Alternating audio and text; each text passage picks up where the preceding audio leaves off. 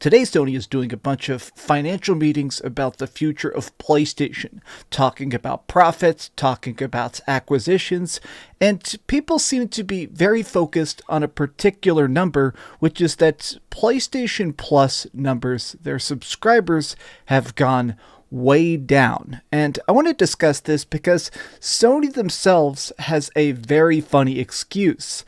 They claim PlayStation gamers are touching too much grass. They're going outside more than they're playing video games. But I want to take a look at their statement because honestly, the entirety of it's very interesting. What's up, gamers? DreamcastGuy here. Hi, do me a favor, like this video and subscribe if you haven't already. In case you missed it, yesterday I had to deal with a big copyright strike problem where Sony actually deleted one of my videos off the channel. That got sorted. Sony actually reached out to me and managed to solve everything at like 6 a.m. It was a very scary situation, but seriously, the subscribers managed to fix that problem. You guys making such a big fuss on the internet, Sony themselves reached out to me and fixed it as quickly as they could. Thank you guys for making that happen. But now, let's talk about this article that's over on Video Game Chronicle. PlayStation Plus has lost nearly 2 million subscribers since its revamp.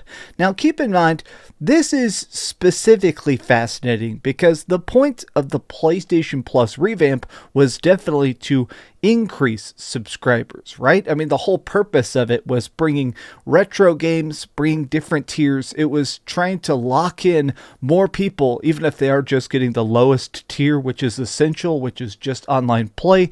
Clearly, the idea behind this was more options, more gamers, and that seems to have backfired. Now, I do want to make it very clear, overall, their money is up. Overall, they're still making more profit. Overall, in fact, even the services, because there are now higher tiers to subscribe to, they're making more money.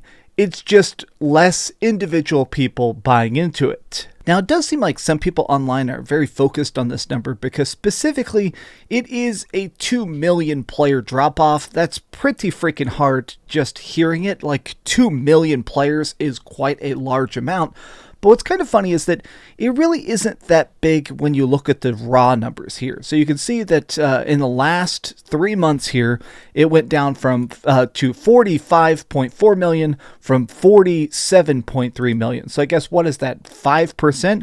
They had a 5% decrease in total subscribers to PlayStation Plus, but the money itself is higher because of very expensive tiers like PlayStation Plus Premium. Now, before we dig into their excuses directly about why this is happening, I think this is also a weird twist on the fact that they've already sold 25 million PlayStation 5s, 5.7 of those just being sold this year. Sounds like they're trying to reach 36 million PlayStation 5s by the end of March 2024.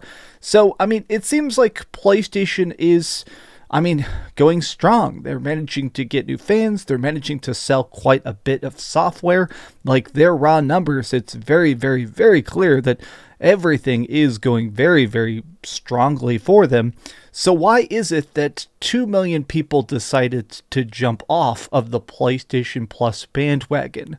In my opinion, this does come down to two separate things, one of which they themselves admit to, and the other part of it they're sort of being dodgy about, which is just the fact that, honestly, there has been less online games to play this year. Just in general. Like, lately, there has been some great stuff. There has been the completely record-breaking sales, literally, of Modern Warfare 2.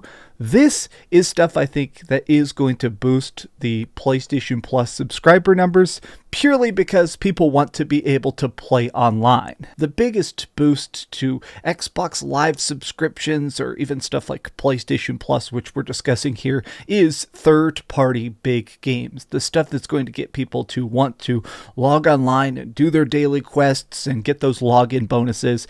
And there really hasn't been that many huge AAA big multiplayer focused games. There has been stuff like Gran Turismo 7, which does have a fun online component, but I do feel like a lot of people just kind of like to casually race in the single player campaign. Or Elden Ring. I love the dueling in Elden Ring. I've done it a lot and lost 95% of my fights, but I do feel like most people are not exactly like lining up to spend their money on PlayStation Plus for those features.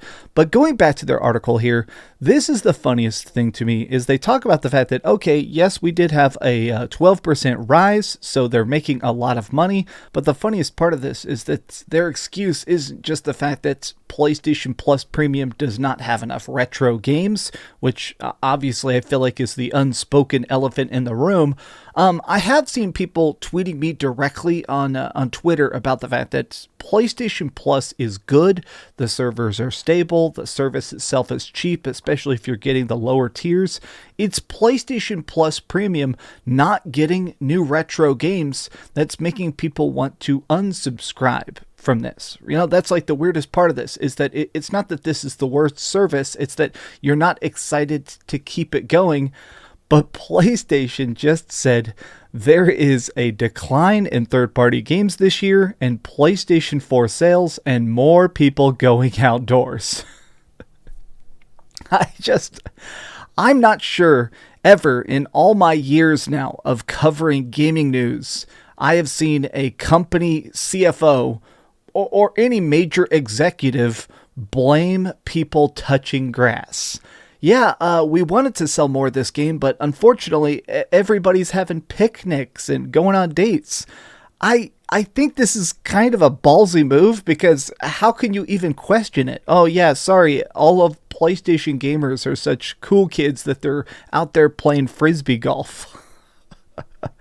Now, he did follow it up saying that he does expect that the numbers are going to climb back up significantly because of stuff like Call of Duty Modern Warfare 2 and God of War Ragnarok. This is one of the weird features that is very difficult to really do the math on, but a lot of people, whenever a new game comes out, even if it does not have an online component, a lot of times people end up subscribing to Game Pass or something like PlayStation Plus. With God of War Ragnarok coming out, a lot of people are probably jumping on the hype train, so they're going to get PlayStation Plus, what do they call it, extras, that way they can play God of War 2018 on their PS4 or their PS5 and be ready for Ragnarok. There have been declining number of PlayStation Plus members. However, in the second quarter, we renewed our services and there hasn't been great momentum as a whole. Also, we didn't make aggressive promotions during the second quarter. So he's basically saying, essentially, they're investing, they're trying to make new stuff for these services, but it's just not out yet. And also, they didn't promote it. Therefore, in the future, we're going to have more penetration on PlayStation 5s, and we're going to have very good titles. In addition, we're going to make better promotions, and we think we're going to be able to recover. Now, the other part of this that I don't want to go into because it's more math heavy is that they have done a lot of investments. They are trying to build a bunch of games as a service projects, so that will probably boost their numbers up. But as it stands, I guess my biggest look upon this is that some people are being weird and claiming that this is a huge failure, that people are fleeing the PlayStation, and that's not really it. They're still very, very profitable. Overall, they're still actually making some of their most money ever. It's kind of wild how massive PlayStation has gotten, especially in this last 5 or 6 years with the, tantamount success of the PlayStation 4, and now, honestly, the overpopularity of the PlayStation 5. I think what's crazy to me is still just the fact that PlayStation is trying to figure stuff out. It's very clear that they're trying to make as many big AAA exclusives as possible. And honestly, there's stuff like the Square Enix exclusivity. The fact that obviously we're getting stuff like Final Fantasy 16 and everything coming to the PS5. I think that's going to sell a lot of consoles and maybe, make them a lot of cash.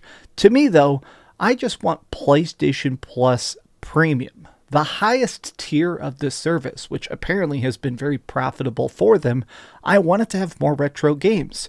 Sony owns so much crazy good IP, so many classic games that people just want to see come back, whether it is SOCOM or just random Siphon Filter games that haven't come back, Legend of Dragoon.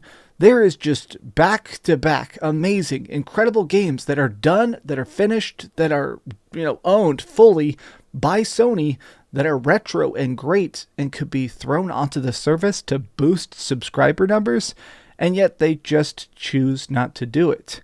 Sony, you leave a lot of money on the table. Nintendo does this as well. I feel like Xbox is the only brand that feels like they understand properly monetizing and promoting their services. Sony, I'm not sure what your master plan here is, but I'm ready for 2023. I'm ready for God of War Ragnarok, and I'm ready for what's coming next. But what do you guys think about this? Are you excited about PlayStation Plus Premium or Extras or Essentials or whatever the hell they're called? Please tell me your thoughts in the comments down below. If you enjoyed this video, give it a big old thumbs up, share with your friends, and subscribe if you haven't already, and please keep dreaming. By the way, I've been playing a bunch of Call of Duty. If you see me online, my name is DCG YouTube. I've probably been playing too much COD, but man, I am just... It's weird to play a Call of Duty that's actually great again. Thanks so much for watching that video. If you want to see something else, you can always click this link to see what I put up last, or, subscribe and see what's coming up next. Also, I promise that whatever I do, it'll try not to suck.